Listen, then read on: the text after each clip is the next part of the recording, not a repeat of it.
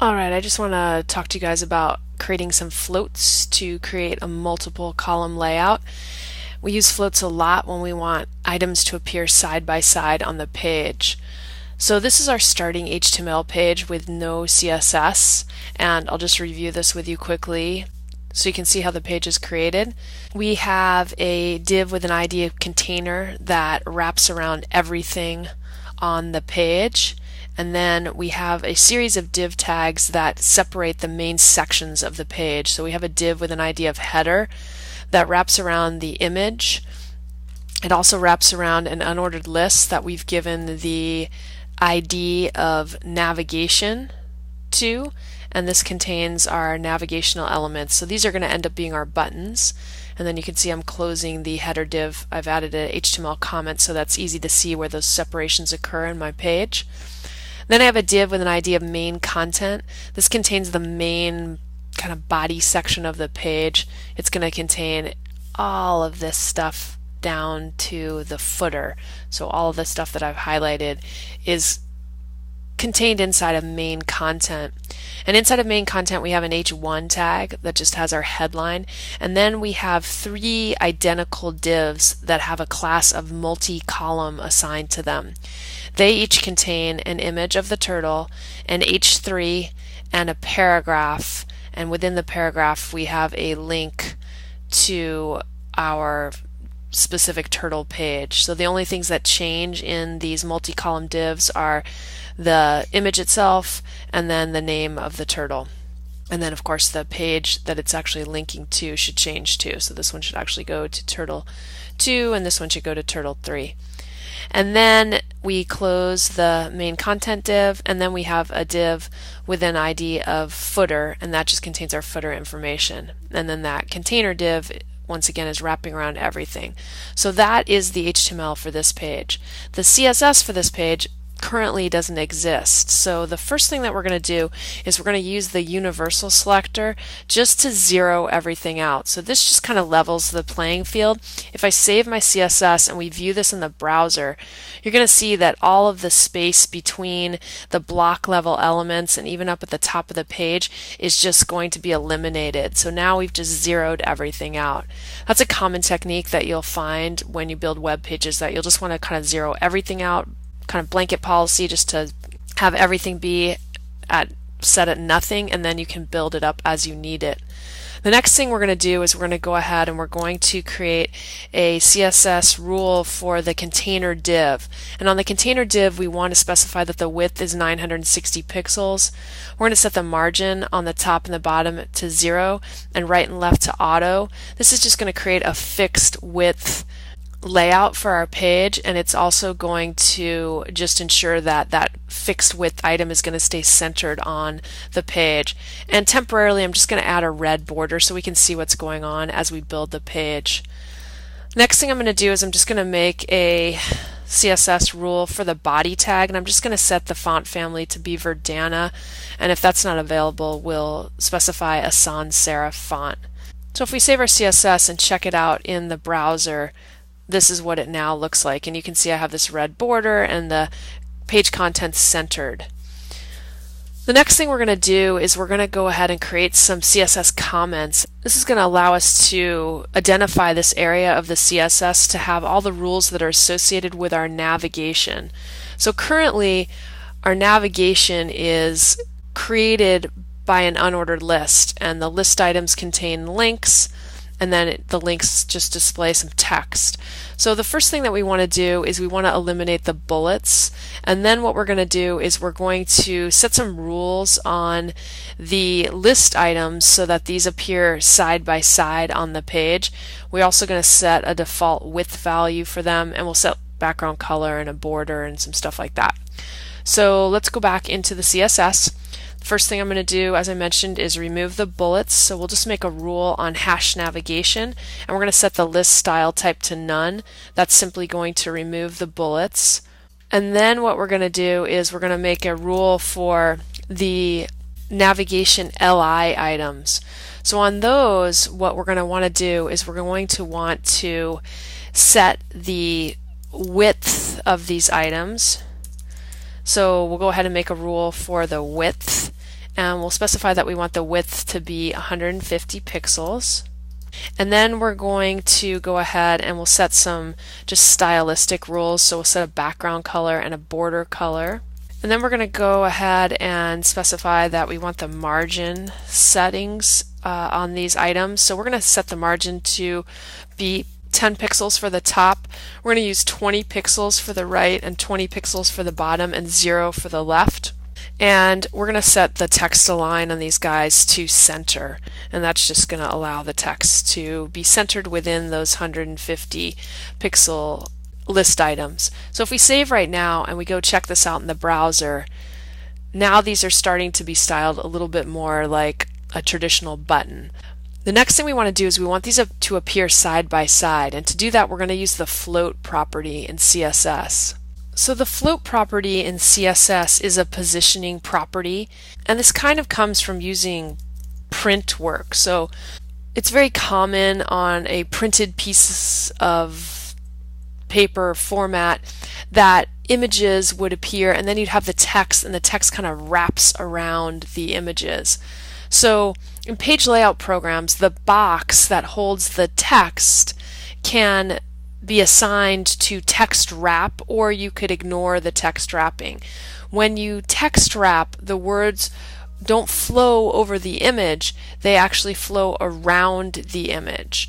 So in web design, when we use the float property, it's just like the element that we're applying the float to will allow other elements to flow around them. So floated elements remain a part of the flow of the web page, and other elements are just going to kind of float around them. So watch what happens on my page when I specify that the float is set to left. When we do this, you can see that now my links are going to appear side by side like we specified. This other element that follows a floated item is going to get pulled up, and it's also going to appear to the left edge. So we can use floats to create entire web page layouts and have things appear in multiple column layouts. You can also use floats to just have an image appear inside of text and have text flow around the image. Now, when you have a float, there's going to be a point in your document where you're going to want the float property to stop. So to stop the float property, you're going to have to use something called clear. So here is an instance where we don't want this to be floated anymore. So what I'm going to do is, if we look in our HTML real quickly, the list items are all floating at this point. So this is our last floated item. Then we have some closing tags that just close the unordered list and close the div. The next item that appears on our page is main content.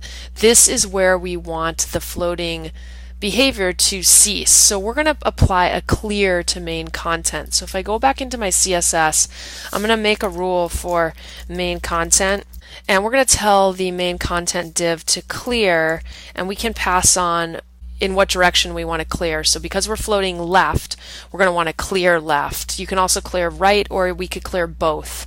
And if you apply a clear of both, then you would be clearing either right or left. So we could use that in our example here as well, but we'll just use left for right now.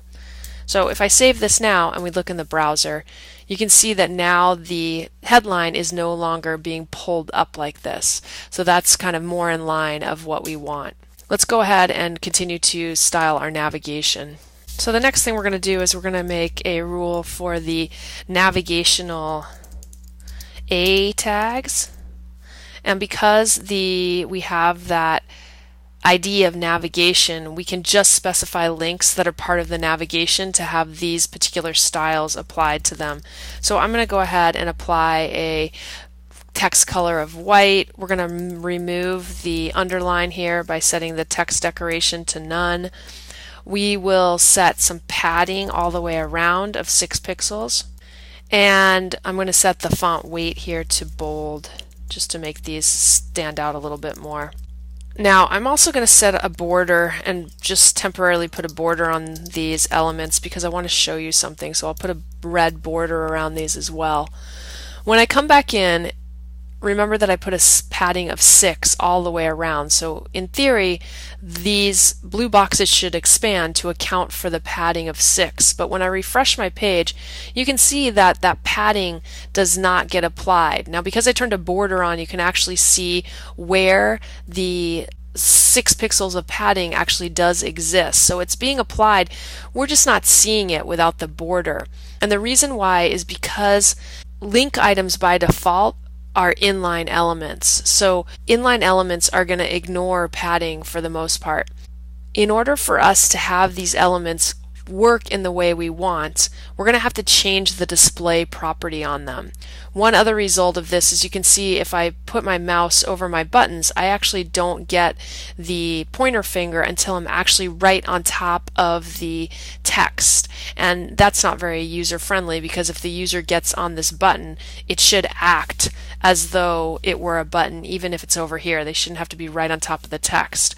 So this is easily fixed by just setting our display property on these links to block. So by default, links are inline, but we can actually force them to be block level elements by using some CSS. And you can see as soon as I do that, now the red border goes all the way to the outside of the list item. That's the parent item of these link tags. And now, because we set them to be block, they're going to fill the maximum space that they have available. So now you can see that I get the pointer finger over the whole thing. So now these are looking more button-ish, which is what we wanted. Let's go ahead and let's remove this border of red on the A tags. And the next thing we're going to do is we're going to set the hover state. Now ultimately what I really want to have happen here is when we hover over, I'd like the background color to kind of swap out right here.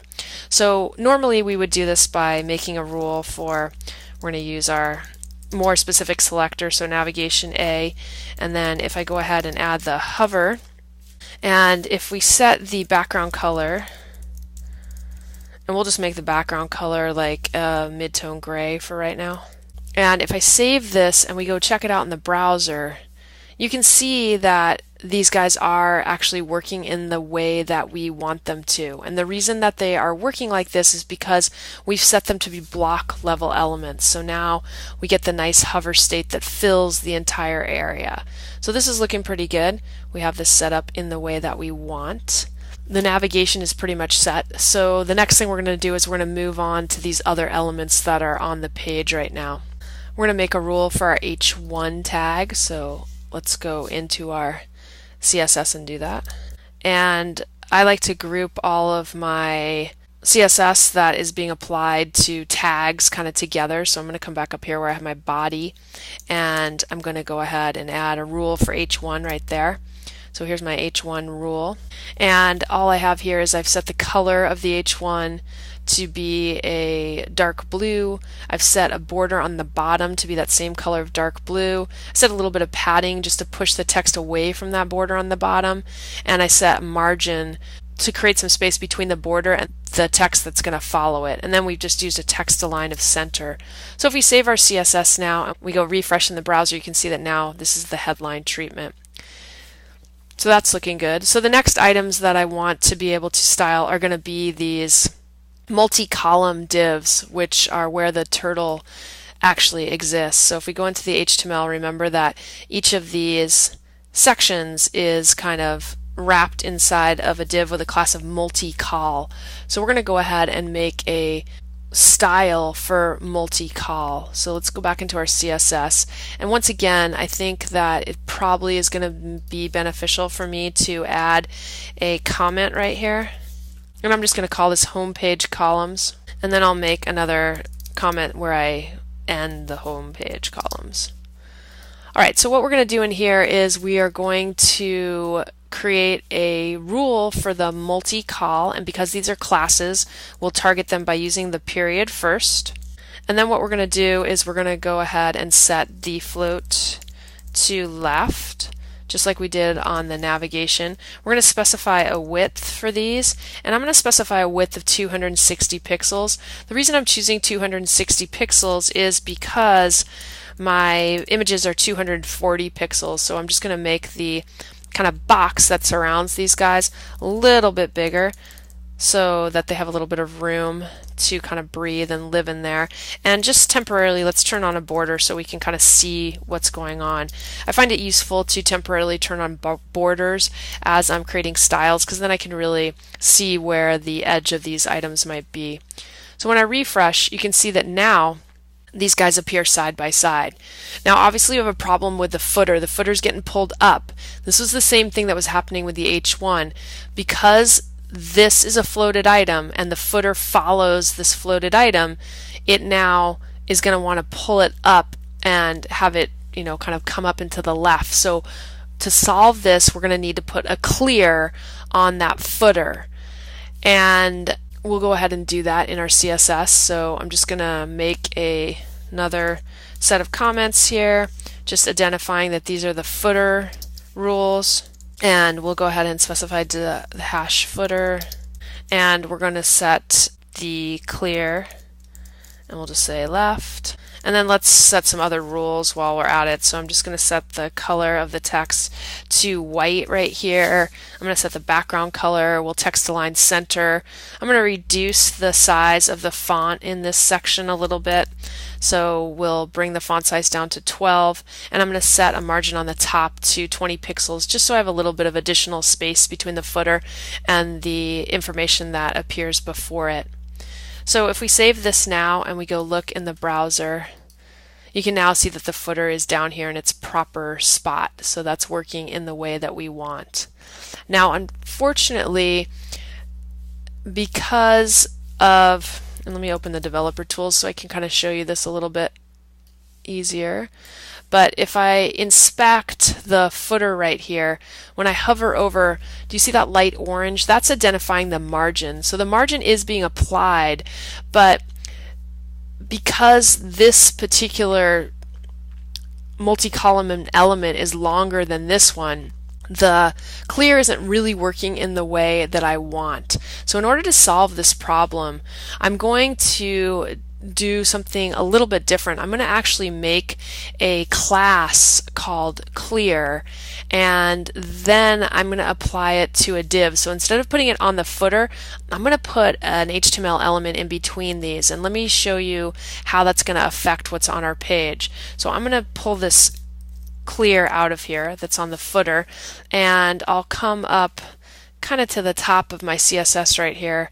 This is where I'm going to put some generic rules. So let's just make a rule here for dot ClearIt, and I'm just going to apply that clear, and instead of using clear left, when I use a class of ClearIt, I'll usually use clear both. Because this is a class, I can use this on multiple items. I don't have to isolate it to just being on elements that might be floated to the left. If I float something to the right, then I can use it as a clear for right floated items as well. So now I have that class of ClearIt, and now I'm going to go into my HTML, and in between my footer and the previous element, which is this closing main content. Remember, this is the item that's actually floated, but this is just a closing div tag right here. In between these guys, I'm going to make another div, and I'm going to give it a class of ClearIt. And this div actually isn't going to contain any information. It's just here so that I can clear the floated behavior. If I save this page and we go look in the browser, watch what happens when I refresh. Do you guys see how there's now more space in between these? Now that I put that div with the class of ClearIt in there, now it kind of clears in the way that we want, in the way that we expect it to do. So this is a technique that you'll find often when you're using floats. Instead of actually clearing the elements, sometimes we'll just make a class called clear or ClearIt or something like that, and then we can just call that or apply it as needed. So another thing that I could do right here, which I'll just show you really quickly, we had made a rule on main content that was clearing left, but now that I have that class of ClearIt, I'm going to eliminate this little bit of CSS. I'm going to go back into my HTML, and on main content, I already have the ID of main content, but on an element you can actually add an ID and a class. So I'm going to add a class here of ClearIt, and if I save the page and we go refresh, nothing will really change. It's working in the exact same way. It's just an alternate method of being able to clear something. So in this case, instead of applying the clear property to this element of CSS, we're actually just adding our ClearIt class, and because it's a class, we can use that on multiple items. Alright, let's continue to make our CSS. So now that I have these guys floating side by side, that's looking pretty good, but I actually want to center these three floated columns as kind of a unit. So there are some different approaches to be able to do this, but what I'm probably going to do right here is I'm going to go ahead and I'm going to create a rule that is going to apply to the very first column that we have right here and set some margin settings. So before I do that, I have to do a little bit of math. We already know that the width of each of these boxes is 260 pixels. The overall width for my entire project is 960 pixels. So if we multiply 260 times 3, we get 780. If we subtract 780 from 960, we have 180 pixels left. So in order to center these three columns and keep the same amount of spacing that I currently have, I need 90 pixels on the left and 90 pixels on the right. So I want to push over my first column by 90 pixels, and I want to do that on the outside of the multi-column box. So I'm going to use margin to do that. So what we'll do is we'll actually go back into the HTML, and because I want to just target the first multi-column, these are all using classes, I can't really put this rule on my multi-column selector because it's going to affect all of them, and really I only want to affect this one. So here we're just going to add an ID of first column so that I can uniquely target this div and not the other two divs that we're using. So I'm going to come back in here and we are going to create a rule in here.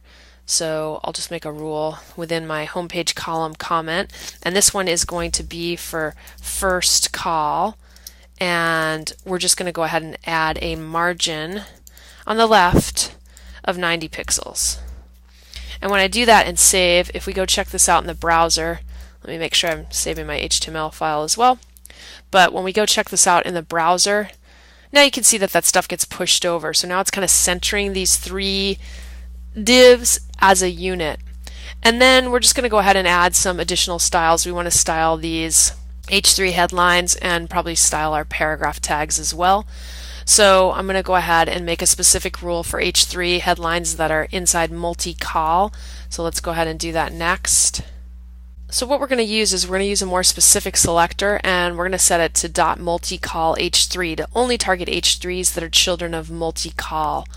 We're going to set the background color to a turquoise blue and the text color to white. If I save this and we go check it out in the browser, it now looks like this. Now what I ideally want to have happen is I want the width of these H3s to line up with my pictures. We know the pictures have a width of 240, so that should be pretty easy to do. If we come in here and we add a width of 240 pixels and save, now they should match the picture. Well, the width of these does match the picture, but because the parent element, the MultiCall, has a width of 260, and these things are left aligned by default, you can see how it's lining up here. So what I'm going to do is I'm going to do a quick little bit of math like we did before, and actually let's add a little bit of padding to these guys too. They look a little tight. So let's add the padding first. I'll go in here and I'm just going to add padding all the way around of 2 pixels, so not very much, but just a little bit. And when we do that, we'll just get a little bit of breathing room. That looks a little bit better. So now what we need to do is we need to figure out a little bit of math again. This MultiCall is 260 pixels. Picture is 240. We already specified that the width of the H3 is 240, but now we've added padding on the right and the left of 2 pixels. So the width of this actually now is 244. Padding is on the inside, so we have to add that to the overall width. So in order to scoot this over so it lines up with the picture, I need to push it from the left edge by 10 pixels, right? There's 10 pixels here and there's 10 pixels here, both on the right and the left. That's why the image is centered in here. So technically, if I push this over with margin 10 pixels, it should work. But if I do that, so I'll come in here and I'm going to add a margin setting. So if I add margin of 0 on the top and the bottom and 10 pixels for the right and the left, when I save this, the math actually is not going to totally work out, and that's because, remember, we added the padding on the H3, so this no longer is 240, it's 244. So I really need to take that into account. So if I want the math to work, instead of having the width be 240, I'm going to know that the width of this is 240 plus 2 plus 2, which gives me 244. So I need to subtract 4. So the overall width should actually be 236. And if I set the overall width to 236 and we refresh, now they fit perfectly in this area. So lots of times with CSS you're going to be doing little math like I just showed you. And then we're just going to create a little bit of spacing between the H3 and the paragraph that follows. So let's set a margin on the bottom to that as well.